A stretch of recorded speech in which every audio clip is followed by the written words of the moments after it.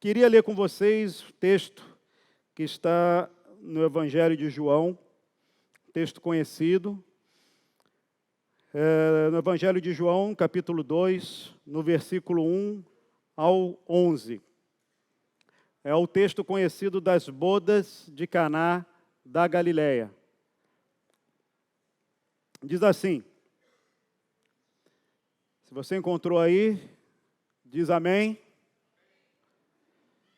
Como diz aí um outro, se você não encontrou, procura um crente para colar aí com ele.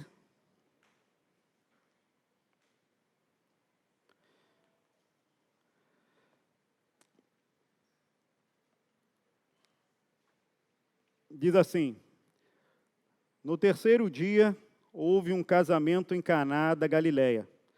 A mãe de Jesus estava ali, igual a minha mãe aqui hoje. Jesus e seus discípulos também haviam sido convidados para o casamento. Tendo acabado o vinho, a mãe de Jesus lhe disse, eles não têm vinho. Respondeu Jesus, que temos nós em comum, mulher? A minha hora ainda não chegou. Sua mãe disse aos serviçais, façam tudo o que ele lhes mandar. Ali perto havia 6 potes, 6 talhas de pedra, do tipo usado pelos judeus para as purificações cerimoniais. Em cada talha cabia entre 80 a 120 litros. Disse Jesus aos serviçais, encham os potes com água, e os encheram até a borda. Então lhes disse, agora levem um pouco do vinho ao encarregado da festa. Eles assim o fizeram, e o encarregado da festa provou a água que fora transformada em vinho, sem saber de onde este viera, embora o soubessem os serviçais que haviam tirado a água. Então chamou o noivo e disse, todos servem primeiro o melhor vinho, e depois que os convidados já beberam bastante, o vinho inferior é servido. Mas você guardou o melhor até agora. Este sinal miraculoso em Caná da Galileia foi o primeiro que Jesus realizou, revelando assim sua glória, e os seus discípulos creram nele. Obrigado, Senhor, pela tua palavra, ilumina os olhos do nosso coração para te ver, coloca no nosso coração uma terra boa e fértil para ouvir, para receber tua palavra, essa boa nova do teu evangelho, para a glória do teu nome. Amém. Irmãos, o mês de março é um mês festivo. Lá em casa parece que todo mundo resolveu fazer aniversário em março, é cheio de festa, comemoração. E parece que lá em casa é igual nessa época aqui, que as festas demoravam uma semana. Meus filhos, eles comemoram assim, o aniversário no dia, aí depois tem o aniversário com os avós, depois tem o aniversário com os amigos, depois tem a festa principal. Eu falei, gente, se fosse umzinho, 2, aí é tudo bem, mas quando tem 5 filhos, imagina essa onda de comemorações, né? Mas, então, a gente vê essa história aqui, curiosa, muito curiosa, né? Do momento de um encontro de Jesus, logo no início do ministério dele, celebrando uma festa de casamento. Ele tinha acabado de chamar alguns discípulos, e logo depois ali ele encontra uma festa e vai com os discípulos. Dentro desse contexto da época, o casamento era algo extremamente importante. Né? O casamento judeu era mais ou menos parecido com as festas lá de casa, demorava uns 7 dias, era uma festa de celebração, parava a aldeia, era um envolvimento, porque aquilo era um nível de conexão que nós perdemos como comunidade. Naquela época, as pessoas eram realmente mais tribais e tinham isso de forma muito intensa. Então, o casamento era um grande evento. E Jesus, então, foi convidado para esse momento. Qual é o contexto? Que a gente leu é muito óbvio, é uma narração, uma narrativa. Jesus está na festa, está tendo ali vinho, para a turma aí que gosta de tomar um vinho, eu não fiz a conta, mas de 80 a 120 litros vezes 6. Bom matemático aí faz, é vinho à beça. Isso já era a segunda rodada, né? Porque já tinha tido as primeiras. E ali era um tempo de celebração, a festa durava muito, Então, no meio daquele processo, acaba o vinho, acaba a alegria, acaba o momento, o encarregado da festa fica desesperado, fala, puxa vida, logo nesse evento em Caná da Galileia, vem um rabino famoso, Jesus, para o casamento, e a gente aqui vai passar esse sufoco, vamos passar essa vergonha, mas a mãe de Jesus chega, se aproxima, a gente não sabe exatamente qual era o nível de revelação que Maria tinha a respeito de Jesus, porque ali desde o início daqueles processos dos céus abertos, dos anjos, mas o fato é que durante 30 anos, Jesus, ele ficou um tanto quanto recolhido, sem grandes sinais, sem grandes palavras, pelo menos na narrativa bíblica, aparecendo aqui e ali alguns momentos. Mas o fato é que ela sabe que Jesus é diferente, ela sabe que o filho dela é alguém que pode intervir. E faz aquela intervenção que só as mães sabem fazer, né? Aquela intervençãozinha assim. Não sei se eu posso contar algumas intervenções da minha mãe, já que ela está aqui, né? Mas tem algumas assim, curiosas, engraçadas. Não posso falar porque está vergonha para mim também, eu fico com vergonha. Mas ela, eu não sei quanto a você, mas eu acho que minha mãe me acompanhou no médico, acho que até uns 13, 14, 15 anos de idade. E ela era terrível, porque mãe entrega tudo. Ela entrega tudo. Eu tive casos aí que eu tive que passar sufoco com minha mãe, quando ela ia no médico e ficava querendo contar todos os detalhes. Eu falei assim, mãe, meu Deus do céu. Mas a mãe de Jesus também se aproveitou dessa intimidade, dessa conexão e falou, olha, vai ali que tem alguma coisa nessa história. Queridos, eu queria destacar 3 pontos aqui nesse texto, para que a gente meditasse. E aqui eu preciso dar crédito ao nosso querido irmão presbiteriano, Tim Keller, não sei quantos conhecem, mas é um irmão muito precioso, que é escritor e tem abençoado a igreja. Ele é pastor de uma igreja em Nova York, e parte dessa meditação é fruto do que Deus colocou no coração dele, e eu aqui faço esse disclaimer para a gente avançar. 3 pontos, então, que eu gostaria de destacar com você, à luz do que nós vimos aqui desse texto. O primeiro é que o texto, o entendimento principal desse texto está no último versículo. Vai lá comigo e vê. Este sinal miraculoso em Caná da Galileia foi o primeiro que Jesus realizou e revelou assim a sua glória, e os seus discípulos creram nele. Queridos, pensa comigo aqui, você, filho de Deus, começando um ministério, 30 anos escondido, 30 anos esperando ali o momento em que o Espírito Santo iria liberar toda a sua unção, toda a sua graça, para começar o seu ministério. Jesus, ele é ungido por João Batista, recebe ali então aquela manifestação do pousar do Espírito Santo sobre ele, em forma de pomba. Logo depois, o Espírito arrasta ele para o deserto, ele fica 40 dias sendo tentado pelo diabo, enfrentando ali aquelas tentações terríveis, mas o Pai o serve, e aí então ele está pronto para começar o ministério dele, está pronto para fazer toda a obra que ele iria concluir, que nós conhecemos e o amamos, mas ele começa fazendo um sinal de transformação de água em vinho, numa festa de casamento. Irmãos, nós conhecemos as Escrituras. Jesus ressuscitou morto. Jesus andou sobre as águas. Jesus curou leproso.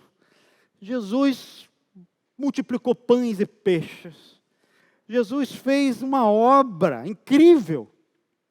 Mas o início do ministério dele é animar uma festa de casamento. O cartão de visita de Jesus foi produzir vinho bom em abundância para garantir a continuidade da festa. Deve ter sido, sim, só zapata para cima, Gonzalo. Imagina esse vinho de Jesus. E esse ponto é central, porque aponta, e tem uma coisa curiosa nas Escrituras, que é importante, eu sirvo disso para meu entendimento bíblico. Quando algum elemento aparece na Bíblia pela primeira vez, ou seja, o início de alguma coisa nas Escrituras, a gente tem que ficar atento, porque aquele início provavelmente vai apontar o destino. Então, quando a gente vê o início do ministério de Jesus numa festa de casamento, tem algo aí, queridos, além do óbvio. Tem algo além do óbvio. E o que entra no meu coração e que eu queria começar liberando sobre vocês nessa manhã é que Jesus é o Senhor da festa. Jesus, ao fazer aquele evento ali de continuidade festiva dessa festa, ele aponta, na verdade, para o nosso destino final. Queridos, nós estamos aqui em meio a lutas, em meio a sofrimentos, em meio a dificuldades. Vou ficar mais para cá, que aqui está mais ventinho. Eu não sei como é a tua vida. Conheço alguns, sei das dificuldades de outros.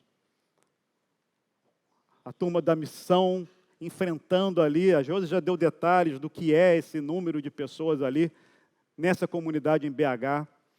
Nós nos deparamos com as nossas mazelas pessoais, olhamos para dentro de nós e vemos nossas debilidades, olhamos a nossa volta, olhamos o nosso país, olhamos as circunstâncias e falamos, caramba, tem muita coisa errada, tem muita coisa torta, tem muito mal. Mas o nosso destino, queridos, é um encontro celestial, numa grande celebração, numa grande festa no final. Amém? O nosso destino, o que Deus Jesus está querendo dizer aqui, apontando para essa festa, é que Ele começa o ministério dele apontando para o destino. Queridos, você, quando começa a ler as Escrituras, ela tem um começo, meio e fim. É toda uma narrativa. Mas se a nossa esperança em Cristo fosse apenas nesta vida, nós seríamos os mais infelizes dos homens. O que nós estamos aguardando, e o nosso anseio, como nós cantamos nessa música, eu aguardo, enfim, a sua vinda, a sua restauração, quando eu o encontrar.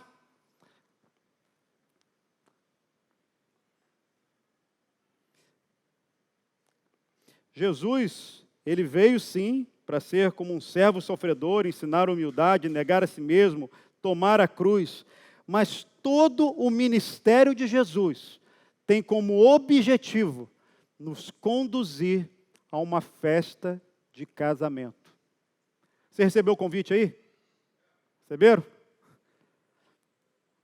É um casamento assim, ele chama todo mundo, mas alguns negam. Então é importante você guardar o teu convite muito bem guardado. Jesus, ele quer deixar claro que o destino dos seus filhos e dos seus discípulos é a glória e a festa. Nós fomos chamados para a festa do Cordeiro. Salmo 34:8 diz, provai e vede que o Senhor é bom. Veja, queridos, não é um entendimento de que Deus é bom, Deus é bom.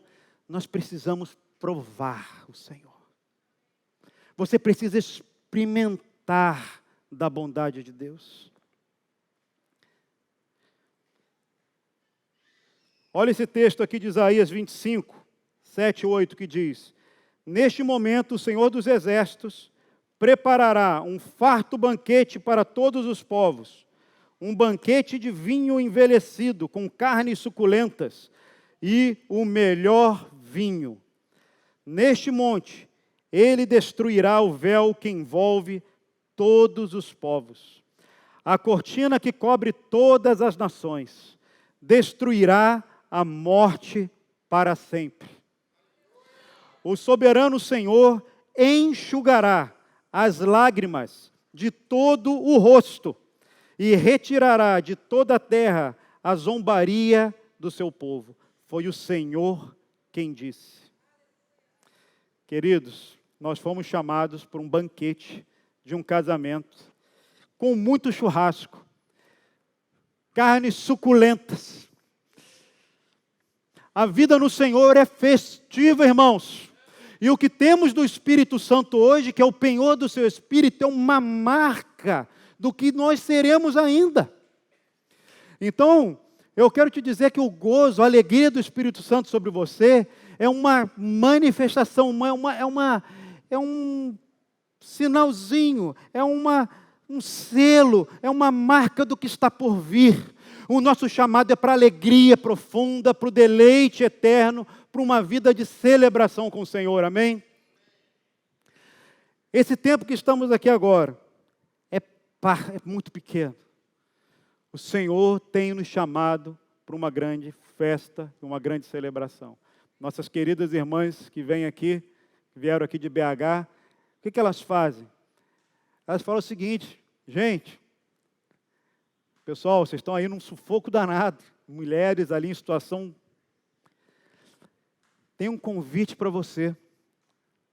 Você hoje está aqui, mas você vai estar num banquete com o Rei dos Reis. Você é desprezada pelos homens, você é um objeto, mas você é desejada pelo Senhor dos Senhores. Você é amada pelo Rei dos Reis, o Criador dos céus e da terra. O que nós fazemos quando nós anunciamos o Evangelho? Qual é a boa nova? Qual é a boa nova? Olha, tem um lugar para você. O Senhor te chama para uma celebração celestial. Essa é a boa nova, queridos. Que esse tempo passa. As doenças ficam. As angústias ficam. O dissabor fica. A ansiedade fica. O pânico fica. O medo fica. Mas o nosso corpo glorificado vai estar eternamente com o Senhor um dia. E o Senhor vai enxugar toda lágrima. O Senhor vai curar toda tristeza. O Senhor vai tirar toda doença. Nossos corpos serão glorificados à semelhança do Filho de Deus. E nós o veremos assim como Ele é. Aleluia. E nós ansiamos esse dia. Nós ansiamos esse momento. Nós ansiamos esse momento, Senhor. Eu não sei se vocês reparam no cinema, mas o cinema, e não só o cinema, que já é a sétima arte, mas as literaturas clássicas, os grandes contos deste mundo, eles sempre têm um final feliz. A maioria deles, né? Tem uns que querem inventar e fazem um final triste. Mas você já reparou que quando você vê um filme e o final é triste, o que acontece com você? Gente, é tão frustrante. Você vê aquilo, pode ser até um filme legal, insights diferentes, fora do óbvio, mas o nosso coração se angustia. Sabe aquela coisa que o herói morre e acabou? Você fala, poxa, não é assim, parece que não é isso, parece que está faltando alguma coisa. E é assim na literatura, e é assim no cinema, e isso parece um eco profético de uma realidade maior, de que nós fomos criados, e essa é a boa nova, para um final feliz, irmãos. Nosso final não é a morte, o nosso final não é a desgraça, o nosso final não é a doença, o nosso destino final não é aqui e agora, o nosso destino é com o Senhor. E essa boa nova enche o nosso coração de júbilo, de esperança, de olhar para esse mundo e falar, cara, isso aqui, o que é isso aqui? Isso aqui passa. Eu olho com meus olhos, né? E essa boa nova do Evangelho, nosso herói ressuscita, ele morre, é uma história triste, dá uma certa angústia ali, um suspense, mas o nosso herói ressuscita, é levado aos céus e fala: ide por todo mundo, pregar o Evangelho a toda criatura, batizando em nome do Pai, do Filho e do Espírito Santo, e eis que estou convosco todos os dias, até a consumação dos séculos. Então, queridos, nós aguardamos novos céus e nova terra, onde abunda essa justiça. Então, o cartão de visita do Senhor para nós, e biblicamente falando, é: eu começo o meu ministério numa festa, porque o destino final da minha vinda, eu cresci, eu vim, eu nasci, eu vou morrer, porque eu vou levar os meus convidados, os meus amigos para essa festa, amém? O segundo ponto que eu queria observar aqui com vocês, ainda dentro dessa narrativa da história, é um fato curioso de Jesus.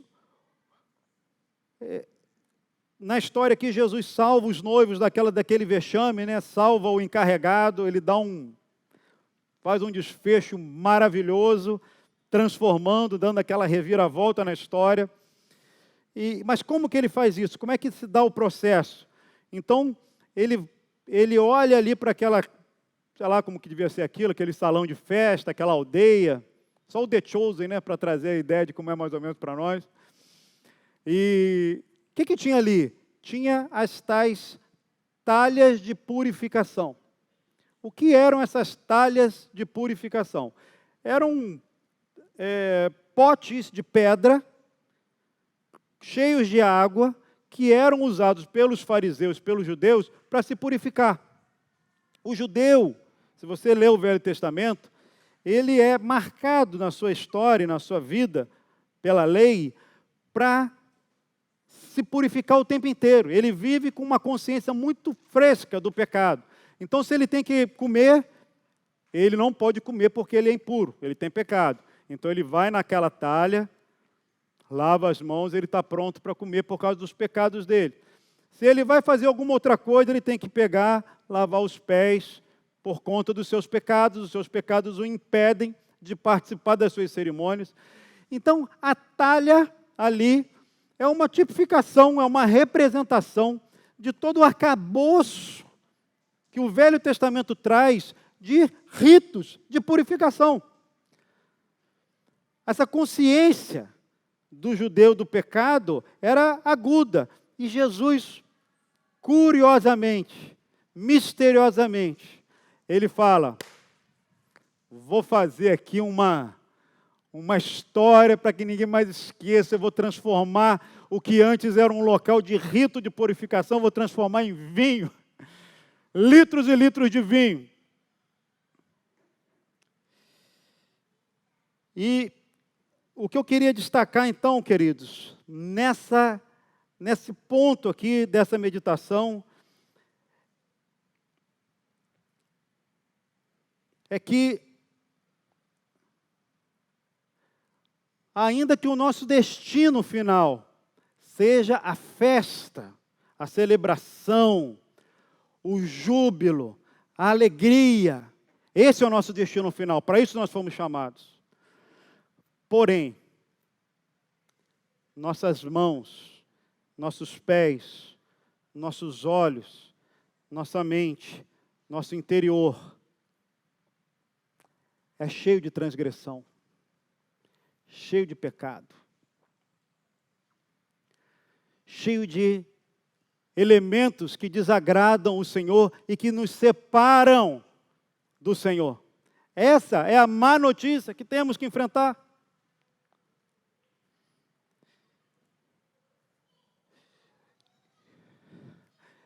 E às vezes, no nosso dia a dia, nós cometemos algumas coisas que são mais óbvias do que diz respeito ao pecado. Você mente.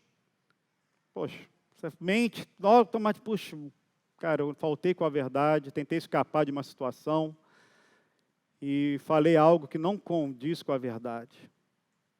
aí você se sente culpado. Ou você fala uma palavra totalmente agressiva com o seu cônjuge ou com o seu filho, e na hora teu coração se entristece, você fala, caramba. Ou você comete pecados mais variados, mais agressivos, de imoralidade sexual, de pornografia.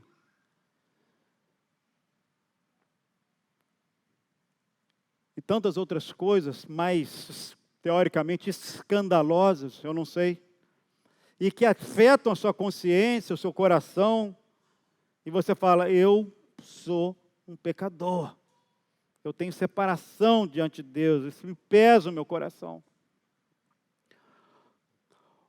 Ou ainda, você está na igreja, você busca Deus, você ama Deus, você quer o Senhor, mas o nosso coração tão enganoso, tão cheio de nuances, nós conseguimos a incrível façanha de nos tornar arrogantes, invejosos, soberbos, com tudo que pode ser espiritual, o nosso interior pode brotar algum tipo de maldade e de perversidade. Existe o pecado escandaloso, mas existe o pecado do moralista, e que esse do moralismo é muito mais difícil, porque o do moralismo você faz muita coisa boa, e você se compara com os outros e fala, eu não sou tão ruim assim. Tem gente, eu vacilo, mas tem muita gente pior que eu. E aí com isso a gente vai ficando cheio de moralismo e o nosso coração vai ficando duro, e vai ficando insensível à presença do Senhor.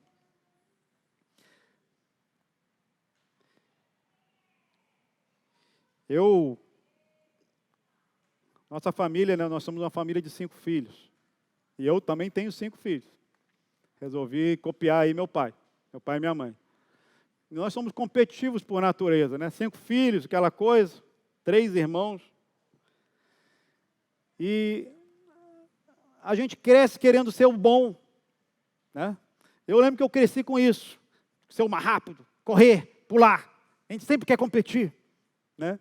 A gente cresce com isso. E a gente vai ficando com uma marca em nosso interior de orgulho, de soberba, de inveja, que é filha do orgulho, né? Então você vê os outros e fala, puxa, quero ser mais, eu quero ser assim, quero ser assim. Isso desde criança. E é curioso, porque quando a gente se converte, a gente rompe com essas, né? Eu lembro que eu me converti, eu tinha muita questão de aparência na escola e tal. Era o cara que chegava, contava história, rodinha de piada, e contando um monte de mentiras. Até hoje eu encontro meus amigos de colégio militar, a gente fala, vamos ver quem conta mais mentira. Então a gente adorava contar, né, as aventuras de cada um, contando história, mentira, para ver quem se tornava mais. E então, quando a gente se converte ao Senhor, né, você rompe com os pecados grosseiros. E eu lembro que logo desde cedo comecei a buscar o Senhor, querer falar do Senhor, né? E percebia que os crentes eram tudo zoado, né? Chegava na faculdade querendo evangelizar, chegava com o meu violãozinho lá na faculdade de economia para fazer um culto evangelístico. E todo mundo assim, porra, caramba. E eu ficava feliz com aquilo, falei, glória a Deus. Aqui é o tempo mesmo de eu romper com as amarras, porque eu queria ser sempre o tal. Quando você chega com o teu violãozinho e Bíblia embaixo do braço na faculdade, pelo menos nos anos 90, né? Você fica ali, poxa, com ET. Na época a gente fez um programa no SBT, Rede Nacional, falando sobre pureza no namoro. Fomos entrevistados, eu, Grazi, o pessoal, sobre a vida do namoro cristão, e que não tinha sexo, e que não tinha nada, que não sei o quê. Rede Nacional. Aí eu chego na faculdade, os caras, cara, era você. Eu falei, Era. Mas é curioso que em algum momento Eu lembro quando o irmão foi dar uma palavra uma vez, e a palavra foi muito boa. Aí no meu coração, eu fiquei triste. Eu falei, caramba, estou com uma tristezinha aqui, a palavra foi tão boa, não conseguia nem discernir. Quando eu fui sondar meu coração, eu não estava com inveja do irmão, porque o irmão pregou, e o culto foi tão abençoado. E eu falei, meu Deus, a gente fazendo a obra de Deus, a gente consegue se corromper com tudo. E eu fui mergulhando na percepção de que o nosso coração é absolutamente enganoso. Nós nos enchemos de soberba, querido, por uma oração que às vezes a gente faz, por incrível que pareça. Nós temos a capacidade de nos orgulhar por um pequeno ato que a gente faz como se fosse de nada. E fala, puxa, coração enganoso. Nós temos dentro de nós essa essência.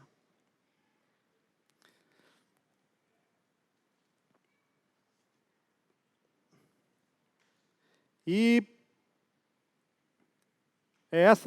Agostinho falava isso, né? O coração do homem é uma fábrica de ídolos. Nós vamos criando os nossos ídolos, nós vamos fabricando, né? Então, seja no reino de Deus, seja na sua vida pessoal, o nosso coração é uma máquina de produzir distanciamento de Deus. E o que eu fico curioso, não curioso, mas perplexo, é quando a gente olha aquela história, aquele relato da mulher pecadora. Citamos alguma coisa aqui nas últimas reuniões.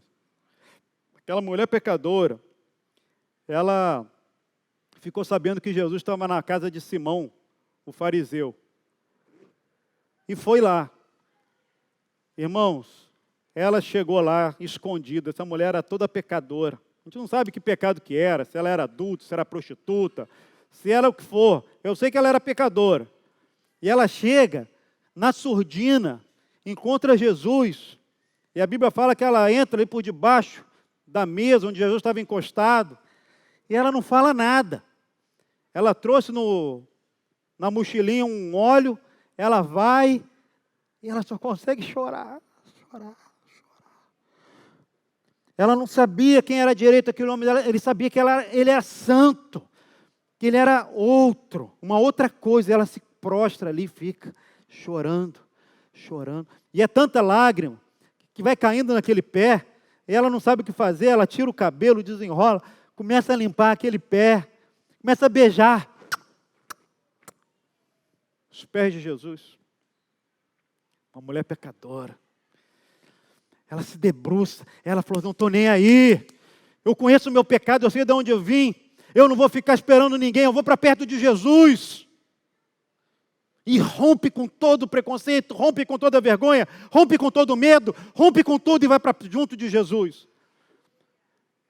E o fariseu, ele olha e fala, fariseu somos nós, a maioria das vezes, tá, irmãos? O fariseu olha e fala,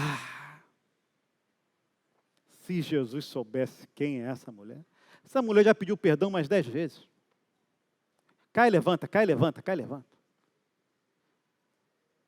Jesus, se fosse profeta mesmo, saberia que quem é essa mulher.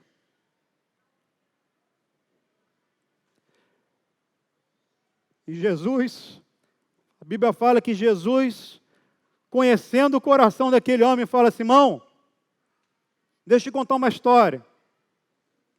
Um homem devia 100 reais e o outro devia 500 mil reais. Ambos foram perdoados. Quem você acha que vai amar mais?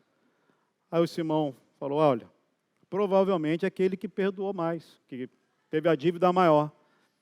Aí Jesus falou, verdade. Eu cheguei na sua casa, você não me saudou. Você não honrou minha presença, nem com um beijo. Mas essa mulher, ela não para de beijar os meus pés. Eu cheguei na sua casa, você não lavou meu pé quando eu entrei. Mas essa mulher, ela não para de chorar e fica lavando os meus pés com suas lágrimas. Você não me ungiu a cabeça, como era o costume lá. Mas essa mulher pegou esse vaso e me ungiu meus pés. O que eu quero dizer, queridos, é que existe uma subjetividade na percepção do nosso próprio pecado que pode nos aproximar ou nos distanciar de Deus. Quanto mais autojustiça nós temos, mais moralidade nós temos, mais certeza nós temos de que estamos assim ou assado, mais distante estamos da presença do Senhor. E quanto mais cônscios da nossa total decadência, que não nos separa em nada daquelas mulheres lá. Diante de Deus não nos separa, não há distinção. Nós fazemos isso porque nós julgamos os nossos pecados menores que os delas e nos colocamos numa posição melhor. Mas diante do Senhor, todos estão ali na mesma posição. E provavelmente elas se achegam com mais facilidade do que às vezes nós, com todo o nosso moralismo, com todo o nosso orgulho, com soberba, com religiosidade, com vergonhinhas, com invejas, com ciúmes, com divisões.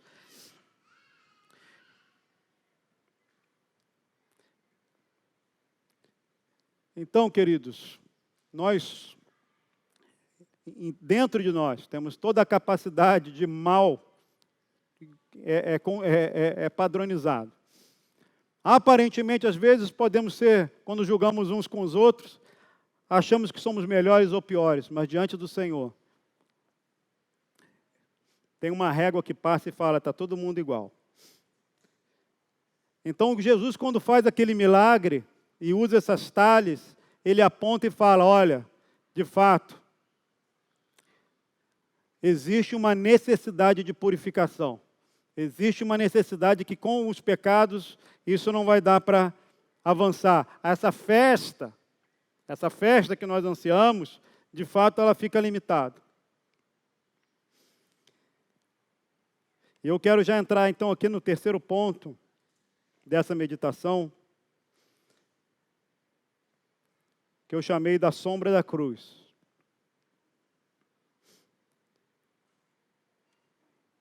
Veja que coisa curiosa, queridos. Jesus, na verdade, Maria, chega para Jesus, Maria, a mãe dele. Imagina que a gente às vezes honra pouco Maria, mas Santa Maria, né? Uma mulher santa, mãe de Jesus, se aproxima de Jesus e fala com ele, Jesus,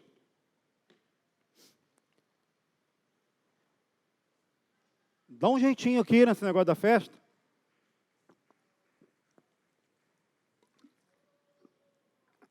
Vocês não acham? Você não acha estranho que a reação de Jesus foi um pouco exagerada? Jesus chega para Maria e fala assim, mulher, o que nós temos em conjunto, em comum? Eu confesso que eu olhava isso aí e ficava pensando, cara, pô, Jesus foi meio grosso com a mãe dele. Grazi fala que eu sou meio grosso com minha mãe. Eu não sou não, né, mãe? É intimidade. Mas Jesus pareceu que foi meio ríspido. Mulher. Tem uma coisa curiosa aí, queridos, que eu queria destacar com você. Jesus fala para ela assim, a minha hora ainda não chegou. Minha hora não chegou. O que isso quer dizer?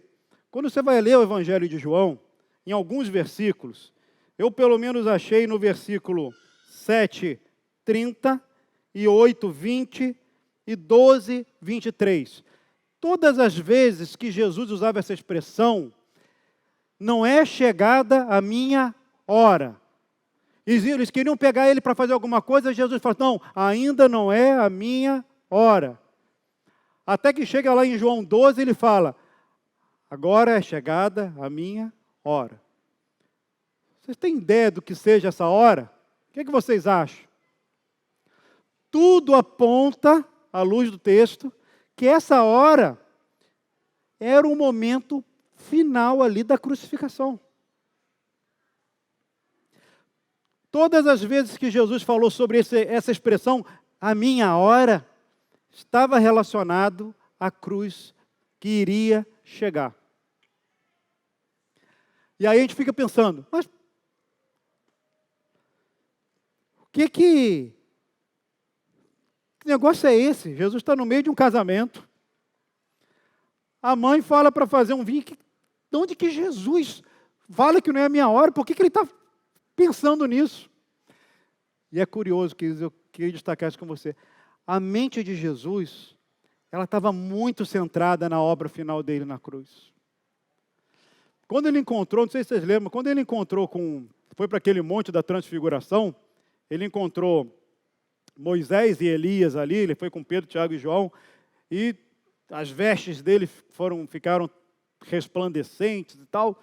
E o relato de Lucas é que quando ele se encontrou com Elias e com Moisés, qual era o assunto que esses seres que já estavam com o Pai no céu, quando voltam, sobre o que eles falavam? O Evangelho de Lucas diz, eles falavam sobre a minha partida em Jerusalém. O assunto do céu que aqueles homens queriam falar com Jesus era, como vai ser a sua morte na cruz? Quais vão ser os elementos disso? Então, o que aconteceu aqui é que que Jesus nunca se irrita desnecessariamente, Jesus nunca pecou em pensamento, em palavras, é óbvio que Jesus em nenhum momento se destemperou com a mãe dele. O fato é que quando ela chega para ali, ele já pensa. E eu quero que você medite comigo assim. Jesus pensa o seguinte, eu estou numa festa. Gente, imagina a mente do Filho de Deus. Ele numa festa. E ele pensando, eu vim para que os meus estejam numa festa. Jesus, quando estava nessa festa, ele já pensava, eu vou levar esses homens para estar comigo numa outra festa. Mas existe uma coisa no meio que ele precisava fazer, que ele precisava morrer. Então, quando a mãe dele chega e fala, olha, e aí Jesus? Ele fala, não, ainda não é chegada a minha hora. Mas ele vai e cumpre ali aquele milagre. Mas o que ele estava apontando era, eu vou precisar morrer. Porque a alegria desse casamento agora aqui é muito pontual, é muito imediato. Mas o que eu estou enxergando é um futuro. Então Jesus fala assim, eu posso trazer alegria nessa festa. Eu posso trazer alegria para esse mundo. Mas antes, eu vou precisar purificar a humanidade de toda culpa e vergonha, e eu vou ter que morrer para isso. Jesus, ele estava com o coração dele, com a sombra da cruz em todo momento. Existe uma centralidade nisso, queridos, nessa substituição, nesse mistério do Deus encarnado, ter que morrer em nosso lugar, e nós vamos falar um pouquinho sobre isso. Mas além desse apontar aí de Jesus para a sua própria obra de redenção na cruz, que não saía do seu coração, mesmo quando ele olhava todos aqueles ritos judeus, sempre apontava para a cruz, mais um elemento naquele casamento provavelmente encheu a mente de Jesus. Olha esse texto de Oséias, capítulo 2, no versículo 19 e 20, diz assim, então eu me casarei contigo por toda a eternidade. Eu te tornarei minha esposa em verdade e justiça, com amor e compaixão.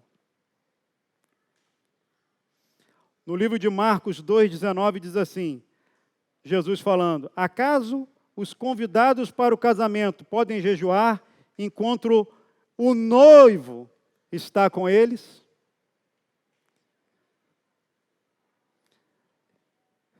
A verdade é, queridos, que Jesus, quando estava nesse casamento, ele falou, eu vim aqui, eu vou trazer, eu vou fazer esse milagre, o meu sinal, apontando para essa nossa celebração do fim, mas eu sou o noivo. Eu sou o noivo. Eu sou o próprio noivo, aquele que foi apontado desde o Velho Testamento, aquele que vai desposar.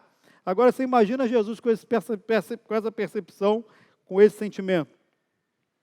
E olha o final no capítulo 19 de Apocalipse, capítulo 19, no verso 19, que diz: Eu vi a cidade santa, a nova Jerusalém, que descia do céu, da parte de Deus, enfeitada como uma noiva preparada para o seu noivo. E me disse: Escreve, bem-aventurados os que são chamados à ceia das núpcias do Cordeiro. Salmo 104, versículo 15 diz assim, queridos: O vinho que alegra o coração do homem. O vinho, ele tem esse elemento da alegria, o vinho tem esse elemento da festa, né? E o vinho foi o rito que Jesus falou: eu te dou o pão, este é o cálice da nova aliança no meu sangue. Quando Jesus transforma aquela água em vinho, ele já está apontando para o sangue da obra da cruz em nosso favor, em nosso lugar. E, junto com isso, né, essa ideia tremenda do Senhor como noivo. Agora, pensa comigo. Quando Jesus se identifica como algo, ou seja, quando Jesus aponta para Ele mesmo e fala: eu sou o noivo, o que automaticamente a nossa identidade acontece? O que vocês acham? Se Jesus é o noivo não anda sozinho, não é verdade? O noivo não fica por aí. O noivo necessariamente precisa de uma noiva. Queridos, o que eu quero dizer para você é que o nosso Senhor, tudo o que Ele fez na terra, todos os seus milagres, Ele tinha um propósito muito claro de nos recolher para Ele, de nos aproximar dEle, de relacionar conosco intensamente. E essa figura é muito poderosa, porque eu não sei quantos são casados aqui. Uma boa parte. Mas como é o noivo que olha para uma noiva e fala: poxa, eu vou casar, eu vou estar com a minha noiva. Então há um elemento de profundo deleite, de profunda intensidade nessa relação. E veja que tudo isso aponta para um destino final. Há um clamor, queridos, nestes dias, pelo retorno do Rei para o nosso encontro com o nosso noivo. Eu tenho sido assim, tocado pelo Senhor nestes dias, porque eu percebo o Senhor me chamando para Ele. Para quê? Para estar perto dEle. Não sei dizer por que exatamente, mas há uma presença do Senhor nos chamando mais para Ele. E eu creio, essa é a nossa fé, eu creio que os dias que se aproximam são dias que antecedem a volta do nosso Senhor. E nós, como uma noiva que espera, ataviada em santidade, em pureza, eu fico percebendo, Senhor, queridos, que há uma presença de Deus sobre nós, nos preparando para esse encontro com o Senhor. Sabe? Então, quando a gente vê um texto como esse, que fala que Jesus é o noivo, numa festa de casamento, na verdade, Jesus está ali celebrando um casamento, mas Ele mesmo é o noivo prometido, Ele é o Deus que fala que desposa Israel, Ele é aquele que fala que vai encontrar e que vai celebrar o nosso retorno com Ele. Eu fico, então, com meu coração cheio de alegria, cheio de gozo, porque eu percebo que essa mesma expectativa está sobre nós, queridos. Não sei se vai ser hoje, amanhã ou depois. Eu sei que há um clamor mundial para que o tempo se cumpra. Eu estou ouvindo alguns irmãos de um ministério chamado IHOP, não sei quantos conhecem. É um ministério de casa de oração. E esses irmãos, eles foram chamados por Deus para uma coisa: estar na presença de Deus em oração, clamando pela presença dEle, para que Deus venha com justiça sobre a terra e conclua o seu plano na terra na volta dEle. E como é que eles funcionam? Tem 500 homens e mulheres, do mundo inteiro, que encontram o seu próprio sustento, né? Ou são sustentados por seus negócios ou por alguma igreja. Não ganham nada deles lá para estar lá, mas eles ficam, são 500, orando 24 horas por dia, 7 dias na semana. 24 horas por dia, 7 dias por semana, há 23 anos. Eles estão com esse propósito. Aí eu falo, caramba. Claro, eles não ficam as 24 horas, né? Eles ficam fazendo turnos. Turno de 3 horas, turno de 4 horas. Mas o fato é que tem 500 irmãos, fora os ali que vão, 500 de tempo integral orando por isso.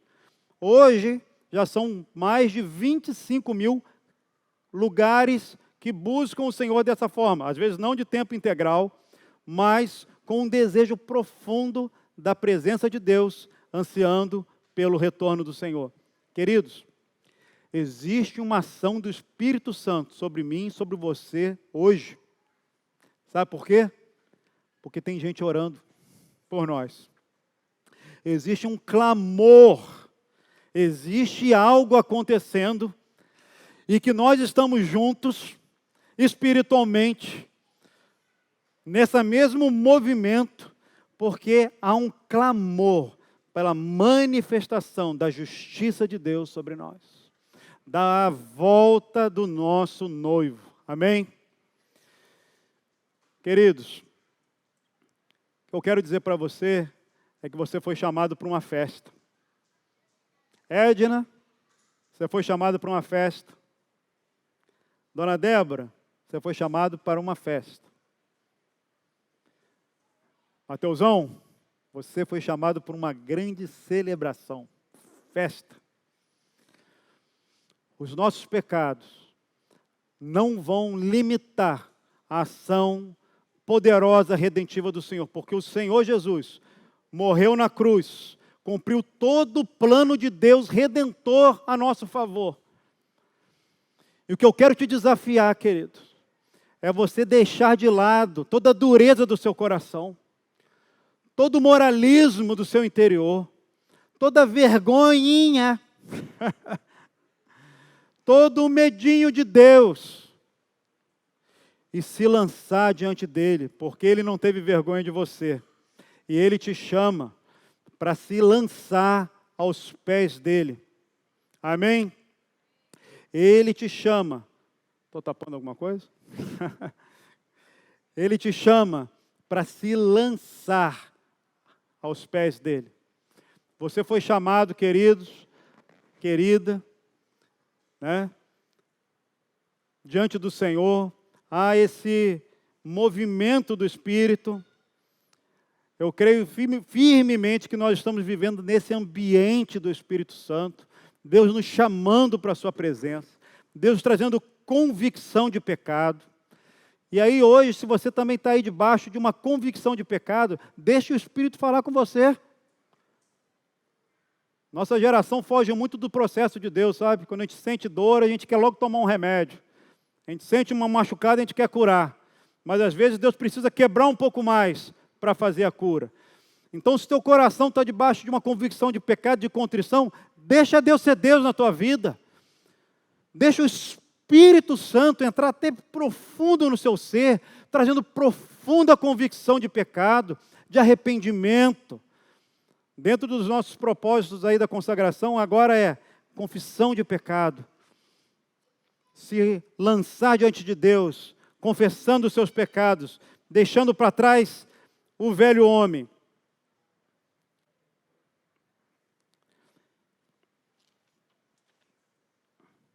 Querido, o Senhor Jesus é o Senhor da festa. Ele te chama para um casamento VIP, uma festança, e Ele precisa que você entregue a sua vida para Ele. Sabe? O que o Espírito te chama é: noiva, se entrega para mim.